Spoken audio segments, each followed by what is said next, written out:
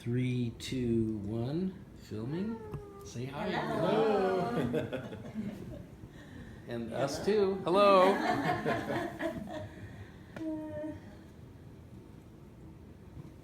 All right. 80 million. This is the amount of CT scans that are done every year all around the world. Many of us here listening have either had a CT scan done or at least know somebody who has. I myself had one done about 2 years ago, and within the last year, both my brother, my oldest brother, and my mom have had CT scans done. As a student studying to become a doctor, I strive to understand the equipment and technology that medical professionals use most frequently to diagnose and explore diseases and problems that other people have. And so once I become a doctor, I'd like to be able to explain as much of this as possible to any patients who wonder what exactly is going on. And thankfully, there are a lot of online resources, including scientific articles and websites that help me gain kind of a general knowledge of CT scanners and how they work. And also, I got a basic understanding of physics from a textbook that also has helped me too. With such an overwhelming number as 80 million, it seems important for the general public to at least know a basic background of CT scans, know how they function, and also know what exactly they're used for. So to begin, I'm going to give a brief overview of history. So CT scans, computed axial tomography is what CAT scans are, or CT for short. And the word tomography comes from the Greek tomos, which is slice or section, and graphia, which is to write or describe. The two men that are credited to inventing CT scanners actually, are Godfrey Hounsfield, who is an English-born engineer, and Alan Cormack, who is a South African-born physicist. And they received the Nobel Peace Prize in 1979 in physiology for their efforts.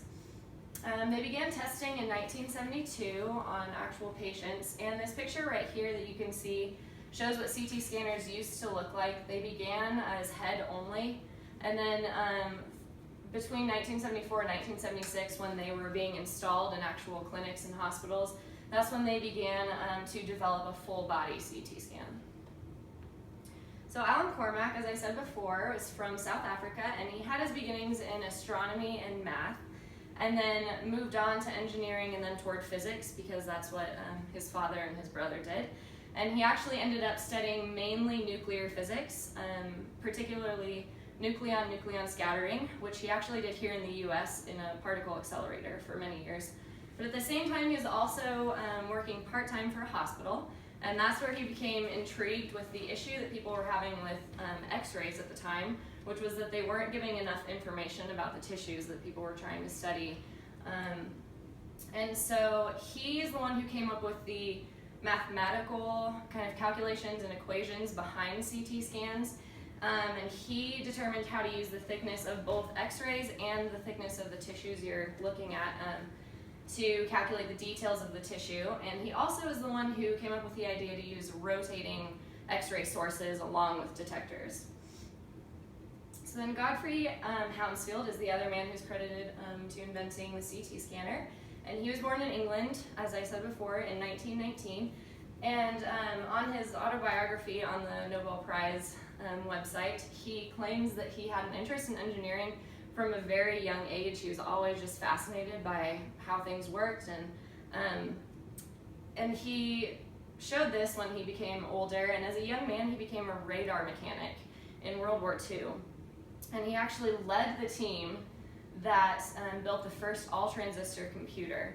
And so he used this extensive knowledge of computer technology and how they work to apply that to the calculations and the mathematical stuff that Cormack came up with, and was able to help computers interpret X-ray signals to form full 2D images, which was really astounding at that time. So now that we've gone over a brief history, I'd like to discuss how CT scans work. So they use, as I said before, several rotating X-ray sources and detectors. And so X-rays, they are a type of radiation that are they're not harmful. They're such a small dose and they're not very penetrative. So your body doesn't absorb them, kind of like gamma radiation or what you would think of like with a nuclear bomb or something like that. And so this picture here shows what a CT scan looks like. And it's based on how much radiation each of the tissues absorbs in your body. So bones show up as white, so that's like the spine right here. The soft tissues show up as a shade of gray, depending on the type of tissue and its density, so its thickness absorbs different amounts of radiation, and then air shows up as black. So that's kind of what you can see in that picture there. And according to a website that was affiliated with Montana State University, they said the best way to describe a CT scan is like taking a slice of bread out of a loaf and looking at it from the side and from the front, and then you can stick it back in and take another slice. And once you have all those slices, then you have a full picture of what the bread looks like both inside and out.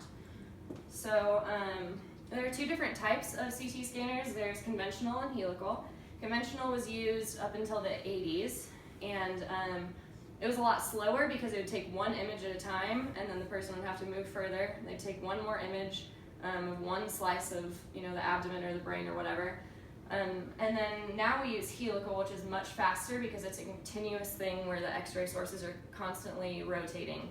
And so you're continuously just moving through the X-ray, which makes it much faster.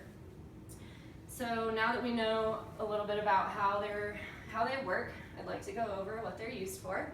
They have a lot of different uses. They can be used to visualize soft tissue injuries like ligaments and muscles and everything. So in this picture you can see a torn ACL. And then in this other picture on the right, there's a tumor labeled right here. And it's very useful for doctors to be able to visualize what a tumor looks like, how big it is, where it is, what the tissue around it, how it's affected. And so it makes the surgery that has to be done to get the tumor out much less invasive if they know exactly the dimensions and everything about it. So along with that, I'd like to apologize for the kind of graphic picture, but I wanted to compare and contrast these two pictures. This is a real image of a blood clot and an artery, and this is that same exact blood clot, but they use a CT scan to look at it. And so you can tell that it's really helpful for doctors because instead of having to go in and just search around for the cause of any discomfort or pain, they can just take a CT scan and know exactly what's going on. Along with that, you can also use CT scans for spinal injuries, which are what both my mom and my brother got CT scans for. So in conclusion, CT scans have been improved so much over the last 40 years since they've been invented, and these pictures down here and this table kind of show the difference. This picture was taken, a couple years ago, and it's a CT scan of the brain, and this was in 1970 when they first came out with it. And you can just tell the huge difference in the quality of the picture and what all doctors can see. And then the table shows that it used to take 5 minutes to get one single picture, so one slice, and now it takes half a second to do that. And so overall, when you're taking, hundreds of pictures of an abdomen or a brain or whatever, it goes much faster. So